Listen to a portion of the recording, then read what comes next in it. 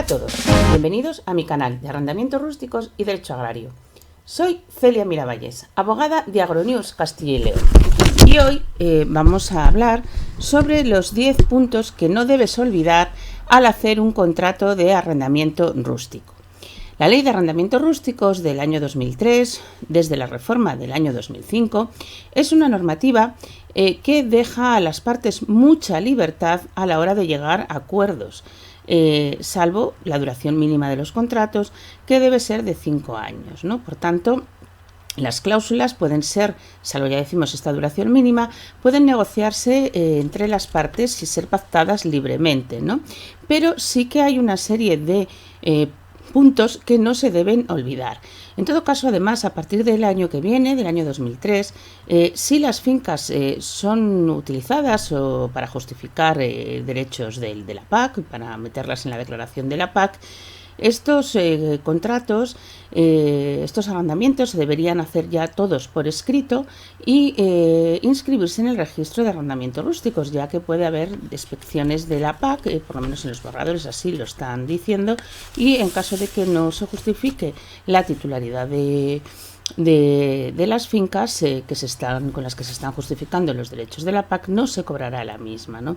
Por ello, a la hora de hacer, ya decimos, un arrendamiento, hay una serie de puntos que no se deben olvidar incluirlos en el contrato. Antes, te recuerdo que te suscribas a mi canal de YouTube dándole a la campanita para no perderte ningún vídeo. Nos ayudas mucho si te suscribes y además si compartes este vídeo con alguna otra persona que le pueda ser de utilidad para seguir, bueno, pues creciendo y difundiendo esta información sobre derecho agrario. En primer lugar, no se debe olvidar incluir los datos correctos de las partes, tanto del propietario como del arrendatario, del propietario o arrendador realmente, ¿no? Hay que informarse de quién es el arrendador por si es propietario o usufructuario, ¿no? Esto con pedir una nota simple en el registro de la propiedad, en principio podría ser suficiente, ya que ahí constará si es propietario o si existe un usufructo, quién es el usufructuario. Lo que es muy importante en caso de arrendamientos rústicos, dado que la persona que puede arrendar es el usufructuario, y además es también muy importante recordar que el arrendamiento finalizará si fallece el usufructuario y no han firmado los propietarios ese contrato de arrendamiento rústico. En caso del arrendatario, del rentero, pues estamos arrendando con una sociedad, con una empresa, hay que dejar constancia de quién es el representante legal de esa sociedad, de esa empresa, y en su caso adjuntar los poderes notariales que tenga para poder firmar. Los datos también hay que incluir los datos correctos de las fincas que vamos a arrendar, es decir, el número de polígono, el número de parcela, el municipio donde se encuentra, la superficie concreta que se arrienda o recintos que se arriendan, el tipo de cultivo, es decir, si es de secano, si es de regadío, si es viñedo, o sea, concretar exactamente lo que se está arrendando, ¿no? Y, por supuesto, si es de regadío y hay determinadas instalaciones, como pueden ser sondeos o pivot, casetas, lo que sea, hay que dejar claramente constancia de la existencia de esos elementos también que se arriendan junto con las fincas. Es también muy importante consignar el importe exacto de la renta acordada y si se va a actualizar su actualización y el índice o referencia a la que se va a actualizar, ¿no? Dos son los índices más habituales, que es el índice de precios agrarios o el IPC, el índice de precios al consumo, que actualmente, bueno, pues se está sustituyendo por el índice de garantía de competitividad, pero cualquiera de ellos es válido. Eso sí, recordemos, si no se indica expresamente en el contrato por escrito que la renta se tiene que actualizar y el índice de referencia no se puede actualizar. Si no se indica el índice de referencia, se vendrá referido al índice de garantía de competitividad, eso sí. Como cuarto punto que no debemos olvidar es, como hemos dicho antes, la duración pactada. La duración mínima desde el año 2005 son 5 años. Y las prórrogas, bueno, también se pueden poner más años, menos no, porque se entiende que la duración son 5 años, salvo que, bueno, pues durante esos 5 años las dos partes acuerden de mutuo acuerdo dar por terminado el contrato. Pero si el rentero exige el cumplimiento de los 5 años, aunque se hayan puesto 3, los años de duración son 5 años. Eso sí, no hay problema en poner 7, 5, 20 o los que se quieran poner de más. Eso sí, si en cuanto a las prórrogas, si no se especifica nada, que pueden ser menores de 5 años, las prórrogas serán de 5 años, ¿no? También es muy importante no olvidar firmar todas las hojas de los contratos. De esta forma, o sea, por lo menos un par de ejemplares, ¿no? De esta forma se evitará que más adelante, bueno, pues cualquiera de las partes pueda manipular ese contrato y cambiar alguna de las hojas, ¿no? Añadiendo, quitando algún punto que no les sea favorable o interesante. Por tanto, si se firman todas las hojas, eso es materialmente imposible porque se estaría falsificando el documento, ¿no?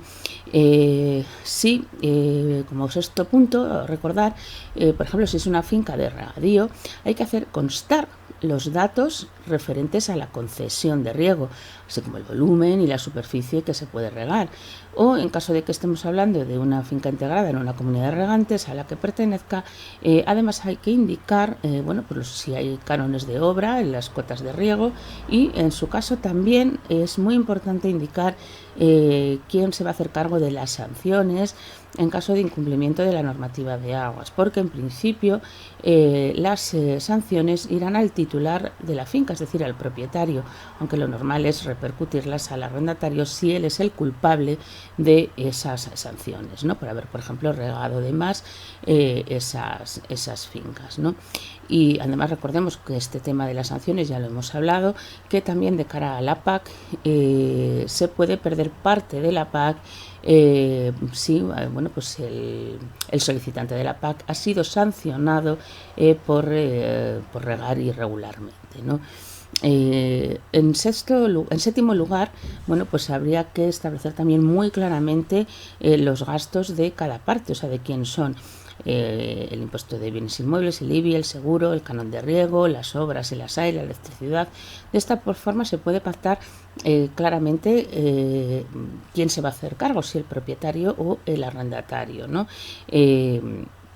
Normalmente el IBI, la cuota de la contribución, es a cargo del propietario, y el resto de gastos son a cargo del arrendatario, ¿no? Pero bueno, se puede llegar a pactar en un contrato, ya decimos libremente, los acuerdos a los que lleguen las dos partes, ¿no? En octavo lugar, es muy importante señalar claramente si el arrendatario incluye los derechos de la PAC, los derechos de pago básico, porque hay que describirlos además con su numeración y en su caso indicar, bueno, pues claramente, para que no dé lugar a dudas, si cuando acabe el contrato, bueno, pues se devolverán al propietario, ¿no? Lo normal es que sea así, pero bueno, pues también decimos que se pueden llegar a otros pactos o a otros acuerdos, ¿no? El noveno punto es indicar claramente la fecha del contrato, la fecha en la que se firma, pero también la fecha en la que se va a iniciar el arrendamiento, si esta fuera diferente, y por tanto la fecha en que se iniciarán la duración de los 5 años, ¿no? Esto es importante, sobre todo si no coincide con la campaña agraria, se ha hecho el contrato de arrendamiento en una fecha diferente, para poder hacer constar claramente estas fechas, y en su caso pues para los posibles preavisos para dar por terminado el contrato de arrendamiento, ¿no? Y por último, también es muy importante incluir en el contrato si se pueden hacer obras y mejoras, y en su caso quién las va a abonar, ¿no? Y es que sin el consentimiento del arrendador, el arrendatario no puede realizar obras ni mejoras extraordinarias, ¿no? Porque ya que si las hace, esto puede dar lugar a la resolución del arrendamiento, o sea, un desahucio.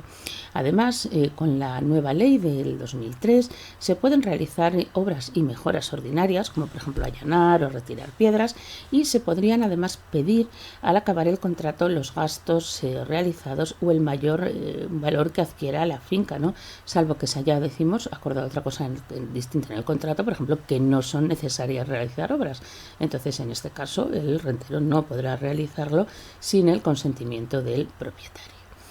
No olvides, ya decimos, incluir estos puntos como fundamentales, aunque se pueden incluir cualquier otro tipo de cláusulas a las que lleguen, y acuerdos y pactos a los que lleguen los arrendatario y el arrendador. Si te ha gustado el vídeo, puedes darle a me gusta, puedes suscribir a mi canal de YouTube dándole a la campanita para no perderte ningún vídeo. Si además quieres más información sobre derecho agrario, puedes ir al blog Nuestro Abogado Responde que tenemos en la web www.agronewscastillaleon.com. Y si quieres algún documento legal agrario, como puede ser un contrato de arrendamiento rústico, puedes adquirirlo en la tienda.agronewscastillaleon.com. Muchas gracias.